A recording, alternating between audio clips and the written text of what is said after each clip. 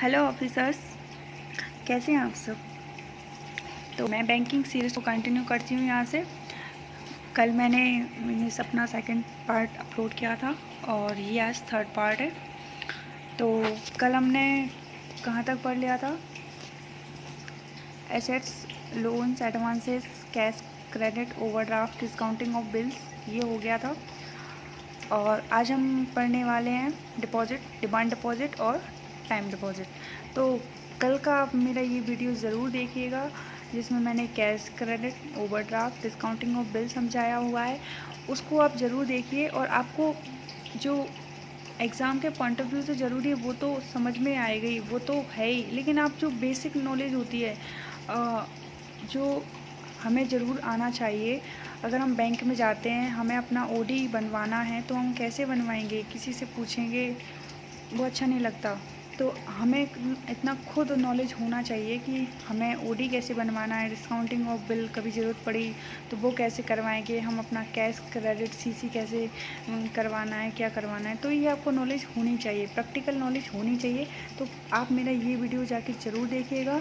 तो चलिए हम आज बात करते हैं डिमांड डिपॉजिट और टाइम डिपॉजिट। तो ये डिमांड डिपॉजिट होता क्या है?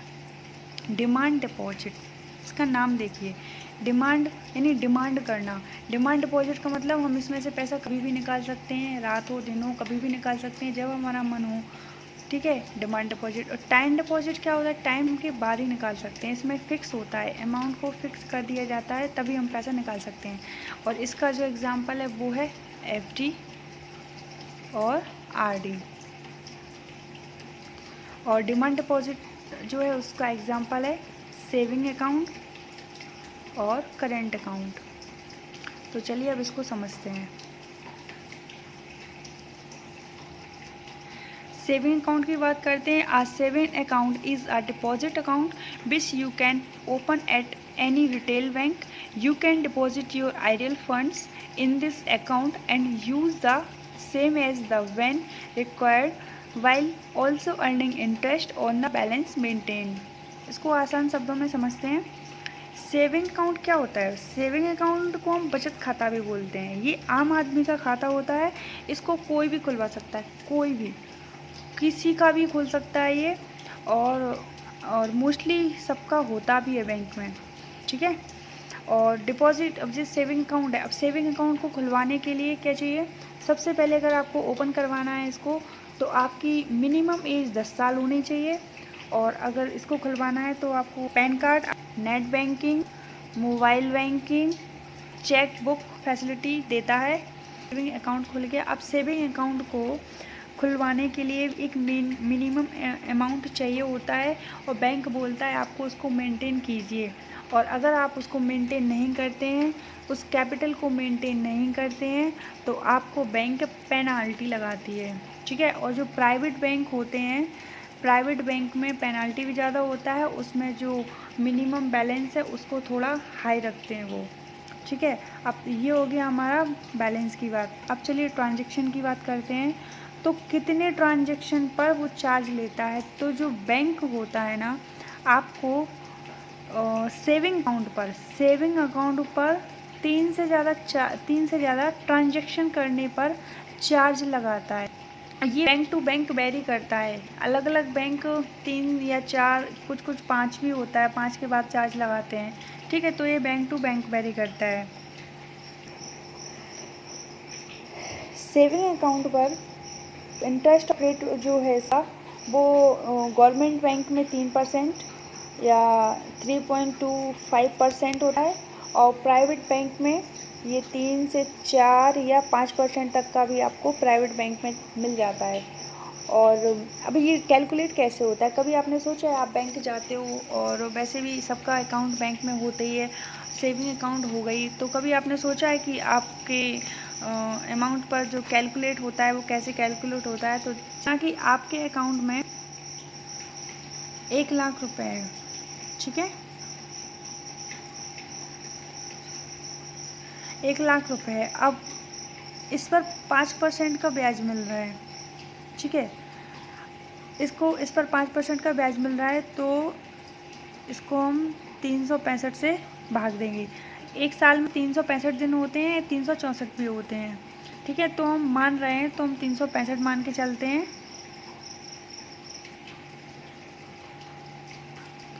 तो इतना कुछ निकल के आता है 6.9। और अब इस माना कि आपका 1 लाख रुपए 5 दिन तक के लिए अकाउंट में रहता है, तो 6 इसको 5 से गुणा करेंगे, तो अब जो भी इसका निकल के आएगा वो 8449 निकल के आएगा। इतना आपको 5 दिन का ब्याज मिलता है, ठीक है। अब मानते हैं आपने 1 लाख में से 10,000 रुपये निकाल लिया, अब 90,000 बचा। 90,000 पे कितना 5% का ब्याज मिल रहा था, ठीक है, 5% का ब्याज मिल रहा था। तो उसमें से फिर 45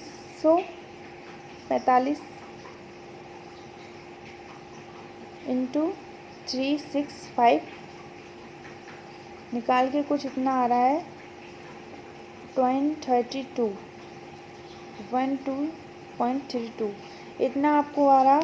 तो अब ये हुआ कितना 90,000 का 5% का ब्याज, ये एक दिन का है ये, ठीक है। अब 25 दिन के लिए निकालना है हमें, तो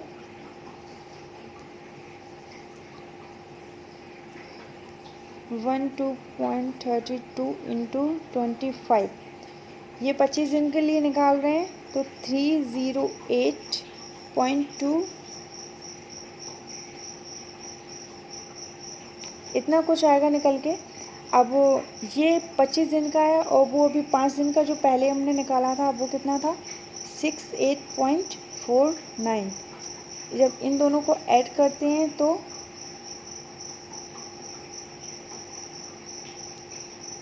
96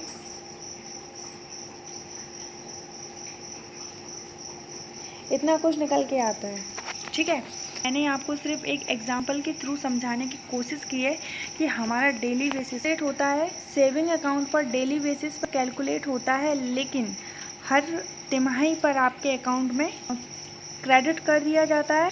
और जब आप अपनी पासबुक को प्रिंट कराने जाते हो तो आपको ये सारा कैलकुलेशन जो भी मैंने समझाया वो वहाँ पर मेंशन होता है, आपको वहाँ मिल जाता है। तो आप अपनी पासबुक को एक बार ज़रूर चेक कीजिएगा और समझने की कोशिश कीजिएगा, ओके।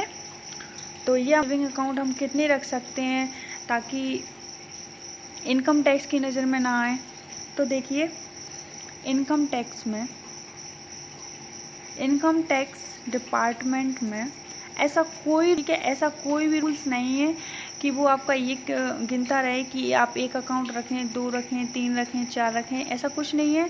इनकम टैक्स में आपके ट्रांजैक्शन पर नज़र रखते हैं। किस पर? आपके ट्रांजैक्शंस पर नज़र रखते हैं। आपके अकाउंट में अगर 10 लाख से ज़्यादा का अमाउंट है तो वो आपको नोटिस करेगा।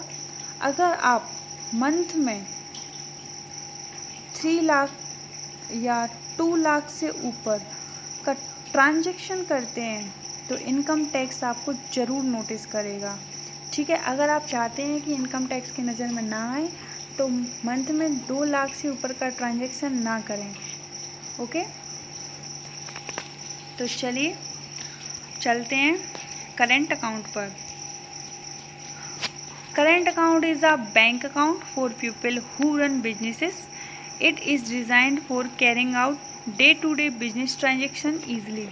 Current account जो होता है वो मोस्टली बिजनेसमैन के लिए होता है, ठीक है। और ये बिजनेसमैन के लिए ही किया जाता है, डिज़ाइन उन्हीं के।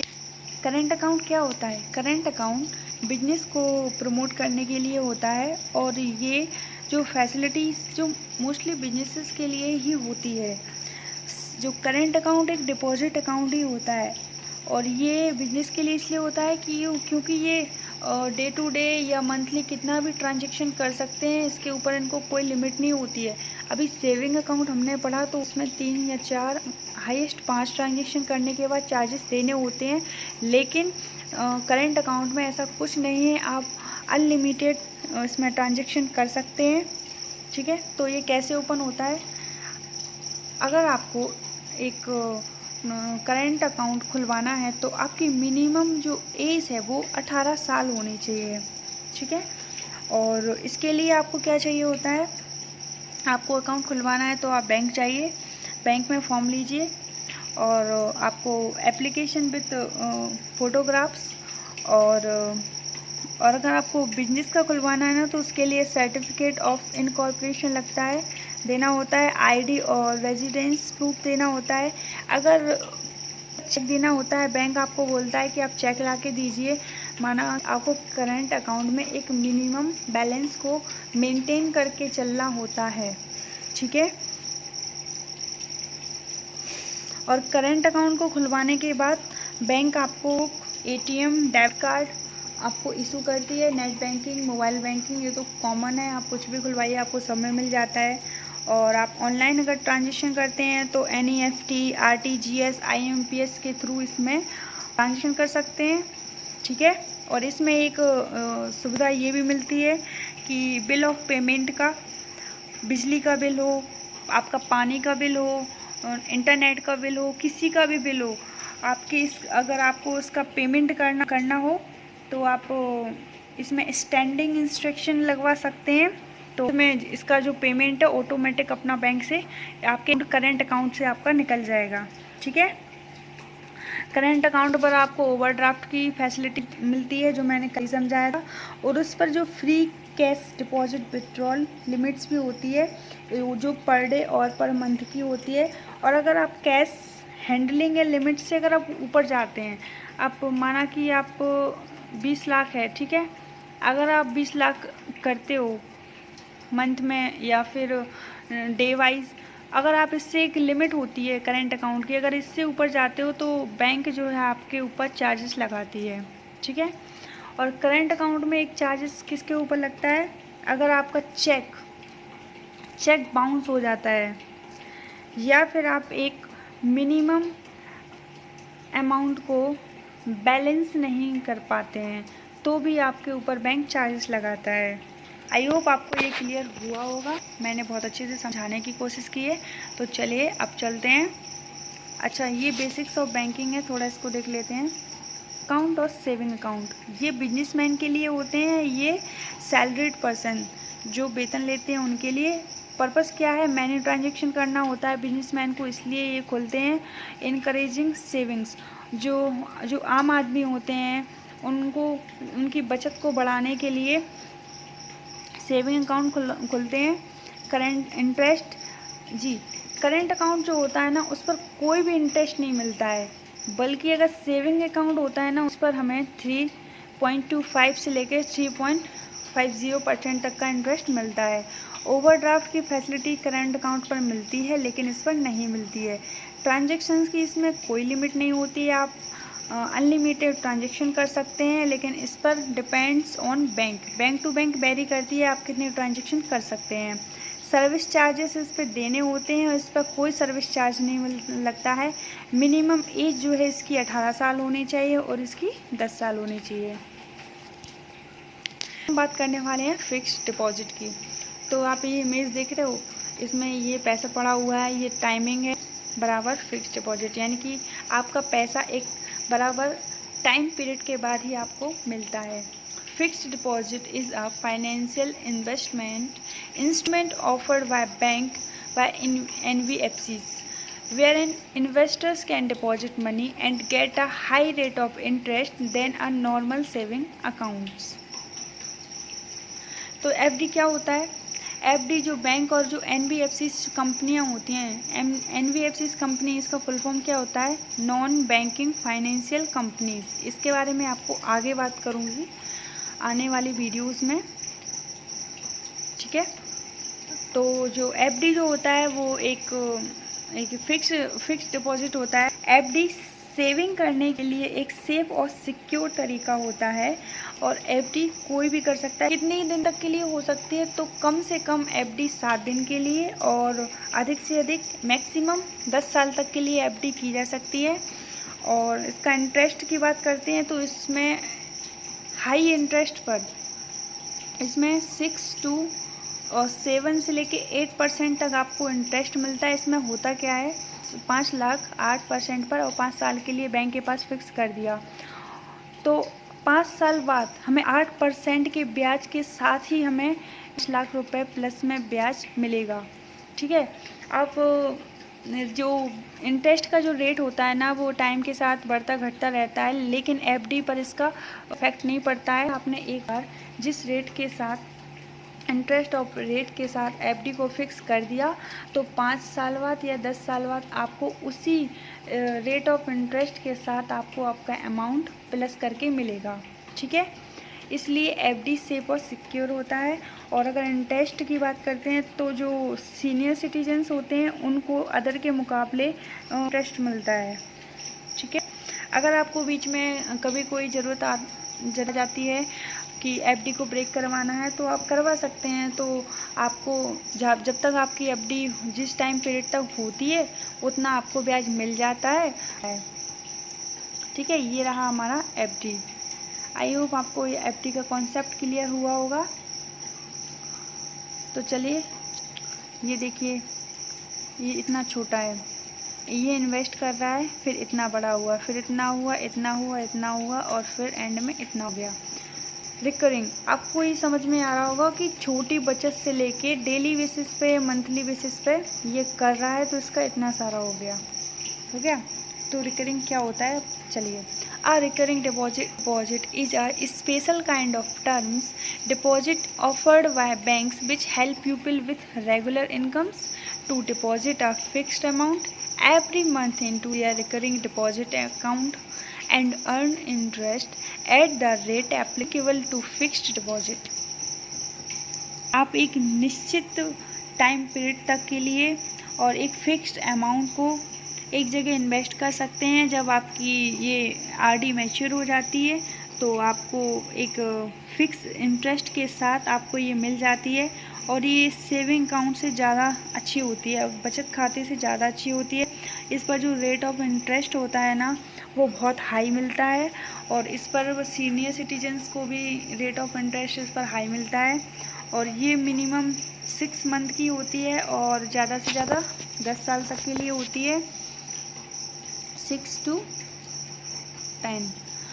और जो आरडी जो होती है ये 3 के मल्टीपल में हमेशा ओपन होती है, हमेशा 3 के मल्टीपल में होगा। जैसे कि 3, 6, 9, 12, ये इस तरीके से होगी। या तो ये 3 महीने के लिए होगी, या 6 महीने के लिए, या 9 महीने के लिए, या 12 महीने के लिए। हमेशा 3 के मल्टीपल में ही ये ओपन होती है। ठीक है। तो ये रहा हमारा रिकरिंग अकाउंट का जो था बेसिस, वो कंप्लीट हो गया। आई होप आपको बहुत अच्छे से समझ आया होगा। तो ये आज हमारा बेसिक्स ऑफ बैंकिंग का कॉन्सेप्ट यहाँ पूरा होता है। टाइम डिपॉजिट तक कंप्लीट हो गया। तो चलिए मिलते हैं फिर नेक्स्ट वीडियो में।